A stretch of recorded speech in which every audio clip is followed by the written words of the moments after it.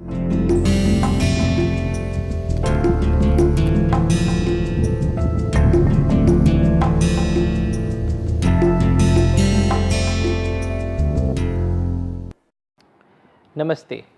In today's session, we will have a look at NDVI, which stands for Normalized Difference Vegetation Index. So, as we can see in this slide, leaves are green in color. Now, this is because they absorb red and blue ends of the visible spectrum and reflect the middle green portion. So, can we use these spectral qualities to remotely discern information about our forests? So, this is an application of photogrammetry in which we are trying to use these different spectral qualities to discern information about our forests. So, how does this work? We are trying to use data as received by satellites to get an idea of our forests.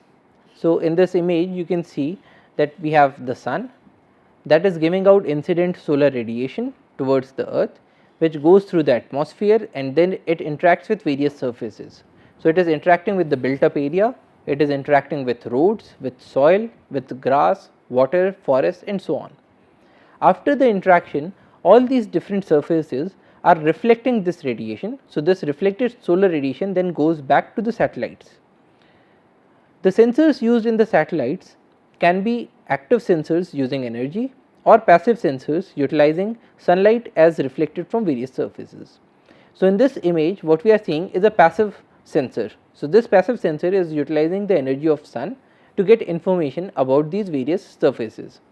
On the other hand, we could also be having active sensors, and so in the case of active sensors, they might be giving out some radiation, say microwave radiation or say radio waves or some other things. So, that radiation goes to your object and it interacts with the surface, and the radiation that comes back from the object is then again measured. So, considering the passive sensors, because they are mostly used, how does the earth look from up above there? So, this is a true color composite of what you will see from a great height. So, this depicts how the earth's surface would appear to the human eye. So, we are seeing various colors in this image. So, the blue color in this image is showing us the river Ganga. The green colors are showing us different kinds of vegetation and so on. So, now if we try to look at the vegetation spectrum in greater detail, what do we see? This image is showing you different radiations as or different wavelengths as are reflected from vegetation. So, as we can see, if we move from left to right, we can see that we have chlorophyll absorption followed by an edge towards the this near infrared portion. So, in the visible spectrum the leaf pigments dominate. So, that is why we are seeing the green colors. In the near infrared portion the cell structure dominates. So, trees give out lots of radiation reflected in the form of near infrared wavelengths. Then as we move towards the right, we have the short wave infrared, that is more affected by the water content, the leaf biochemicals, the proteins, lignin and cellulose as are found in the tree cells. So, can we use these? So, what we see in this image is called the vegetation spectrum. So, this is a spectral signature of one particular surface, that is the leaf surface. So, every object has a different spectral signature. So, can we use these spectral signatures to differentiate various objects? So, this is what we see in the next slide. So, here we are saying the spectral signatures of healthy vegetation, unhealthy vegetation and soil. So, all these three have very different spectral signatures. So, if I gave you the spectral signature of soil, you will be able to say that this is not leaf.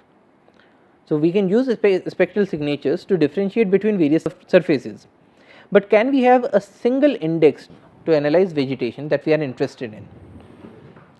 So, that index is called the NDVI. So, what do we do in the case of NDVI? So, if we plotted the spectral signature, it would go something like this, then it would have a very high peak and then it would go down.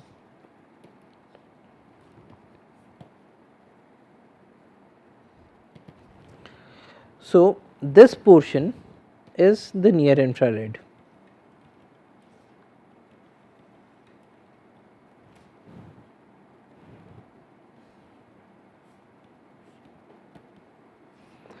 And here we are having the visible spectrum. So, we are interested in using this edge to discern vegetation.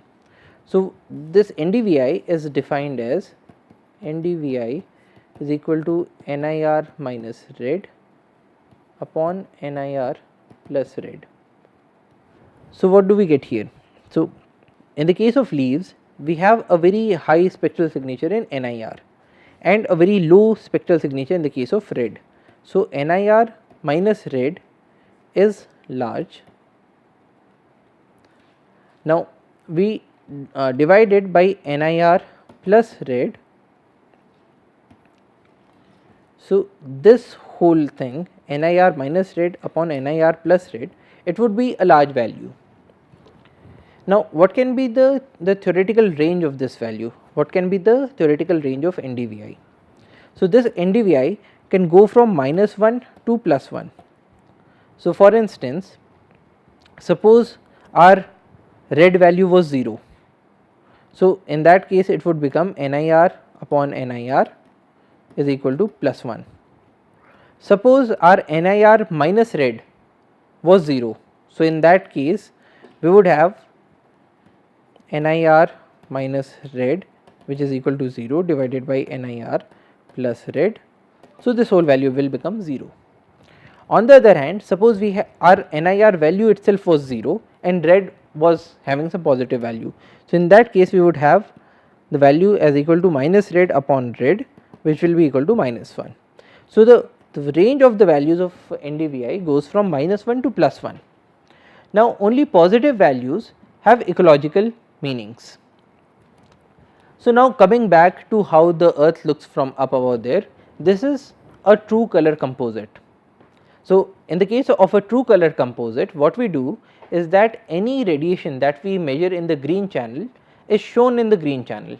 Any radiation that we measure in the blue channel is shown in the blue channel.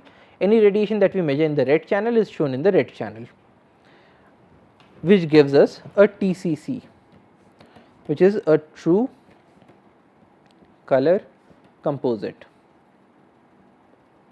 Now, to understand what this TCC means, let us do an experiment.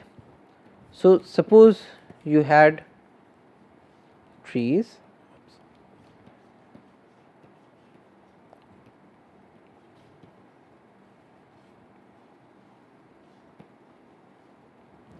now suppose you set your camera such that it only measures the green signal. So, let us set our camera to measure green. What would it figure out? It will not be able to see the stems, it will only be giving us the green portions. Now, suppose you set your camera to look at red. So, in the case of red, you will be seeing some portion of the stems. Similarly, if you set it to look at blue, it might also be showing you some portions of the stem. Now, when you project this image on, say, your computer screen, and suppose in the case of your computer screen you have pixels that can show red, green and blue. Now, if you fed this blue channel information to the blue pixels, the red channel information to the red pixels and the green channel information to the green pixels, then it would give you a TCC. On the other hand, suppose you mixed up these channels. So, what you do in this case is that you take the green channel and you depict it onto red. Then you take the blue channel, you depict it on the green, and then you take the red channel and you depict it on the blue. So, this would give you an image that is not something that you are very naturalized to seeing. So, it would give you something that is again a picture, but it is a very unnatural sort of a picture. So, that would be called an FCC or a false color composite. Now, in the case of our human eyes, we can see only those radiations that come under the visible spectrum. But in the case of cameras, you can even have sensors that can look into the ultraviolet range or say the infrared range. So, in the case of cameras, these channels are not just RG and B, but it can also be infrared, it can also be UV, or it can be anything else. So, let us now have a look at an FCC. So, this picture on your slide, this shows you an FCC. So, this is a standard FCC. So, in the case of a standard FCC, what we do is this. So, normally we have R, G and B, and we are showing red here, green here and blue here. In the case of standard FCC, we show infrared, red and green as red, green and blue. So, what does that mean? Now, coming back to our curve of the visible spectrum, the near infrared portion is very large in the case of the reflected curve. So, this portion would be shown as red in your image. Anything that was red would be shown in the green channel, and anything that was infrared, red and green. So, anything that is infrared is shown in the red channel, anything that is red is shown in the green channel, and anything that is green is shown in the blue channel. So, what would this do? Because your plants are giving out lot of reflection in the infrared range, so anywhere where you have plants would be shown in red color, and other surfaces would be shown in green and blue colors. So, now coming back to the slide, so here we can see that right next to the river, so here we are seeing the river as a very bright blue in color, and right next to it we can see lots of red patches. Now, these red patches are trees. So, in a standard FCC, we can say that wherever we are seeing red color, that is the trees. Now, how would this image look if we just depicted the NDVI values? So, now remember the position of the river here is in blue color and the trees are there in red color. So, let us now look at an NDVI image. So, in this NDVI image, the river is looking black in color, which means its NDVI value is 0, whereas the trees are now showing some NDVI value. So, this image is a grayscale image which goes from 0 to 1. So, anything that is 1 would be shown in white, anything that is 0 will be shown in black, and anything that lies in between will be shown in a grey color. So, here we can see that anything that is not vegetation would be looking blackish in color, anything that is vegetation would be looking in a greyish or whitish color, and anything in between would be showing some different hue. So, this is an NDVI indexed image. So, why do we need this index? Since NDVI is the ratio of data from two bands, it helps to compensate for differences in illumination. So, basically we have NDVI is equal to NIR minus red divided by NIR plus red. Now, because this is a ratio, it helps to compensate for differences in illumination. So, for instance, if you had one image and this portion was more brightly lit as compared to this portion. So, if you had just the image in the case of a TCC, it would be difficult to know whether these dark areas were because of darkness or because of a different material, but here because we are using a ratio, so it helps compensate for both of these. Anything that was dark would be having lesser NIR values and lesser red values. So, the whole because we are dividing it by NIR plus red, so it will not matter whether it was brightly illuminated or slightly lesser illuminated. So, it can help compensate for differences in illumination within an image. Now, this difference in illumination could be because of slope or because of aspect as well. However, it is also important because it helps to compensate for differences in illumination because of differences between images due to time of day or season of image acquisition. So, for instance, you took one image that was taken in morning and another that was taken in noon, and say another that was taken in evening. So, because we are using this ratio NDVI is equal to NIR minus red upon NIR plus red. So, it does not matter whether you are taking the morning image or the noon image or the evening image, because the differences in illumination between these images would be covered by this ratio. So, you can compare the morning image with the noon image and with the evening image and so on. So, coming back to the slide, NDVI makes it possible to compare images over time to look for ecologically significant changes in the net primary productivity. So, net primary productivity refers to how much of the sunlight is being converted by vegetation into biomass. So, that is the net primary productivity. It can tell us ecologically significant changes in canopy cover, bare ground cover and the health of the vegetation. So, where do we use NDVI? We use it in monitoring changes in plant phenology over time, vegetation and land use classification. So, for instance, if your NDVI value changed from say 0 towards 1, so it means that the amount of vegetation that is there on your chunk of land has increased. So, probably that land is now being used for cultivation or it has grown into forests. Now, the good thing about NDVI is that suppose you saw the top of a building that was painted in green color. So, in our true color composite, we will not be able to differentiate whether that green color is because of green colored paint or because of vegetation. But your NDVI will be very easily able to discern whether that green color is because of vegetation or because of the paint, because in the case of vegetation it will be towards positive 1 value, in the case of paint it will be nearly 0 value.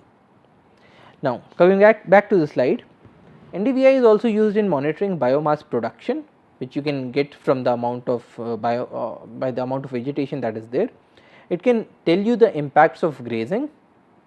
It can also tell you about the amount of moisture in soil, because if there is more moisture in the soil, it will result in more vegetation growing. It can also tell you the carbon sequestration potential of an area. So, these are all the derived products that we can get from NDVI. It also helps us in differentiating surfaces.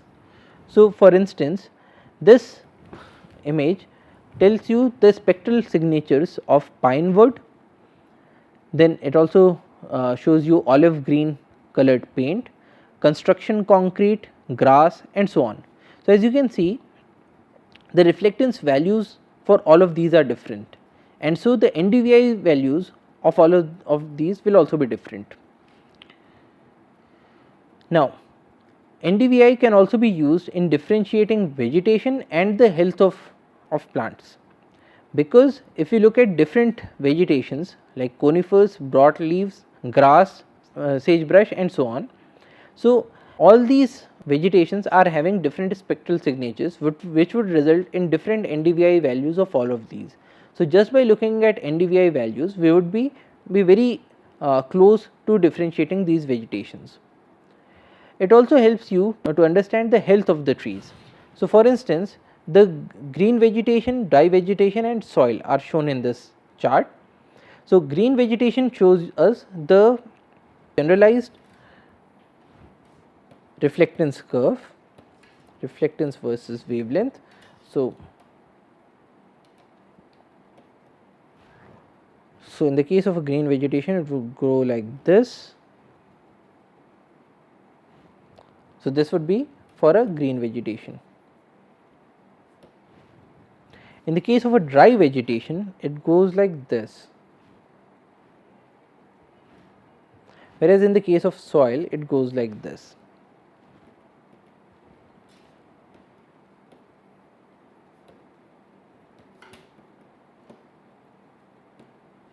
Now, if we calculated the NDVI values, green vegetation will give us high NDVI values.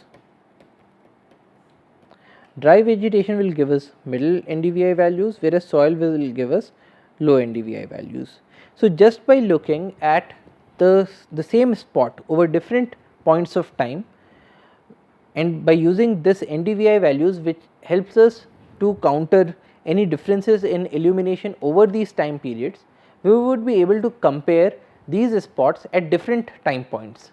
So, that would tell us how the health of the vegetation is changing with time. Is it becoming more healthy with time, in which case the NDVI values will go on increasing, or do we see some sort of stress, in which case the NDVI values will go down for the same spot.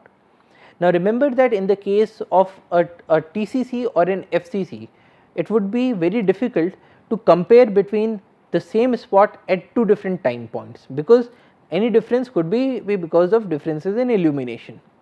But because we are using NDVI, which is cancelling out these differences of illumination, we would be very easily able to compare the same spot in different time points. So, it also helps us in discerning the health of the plants.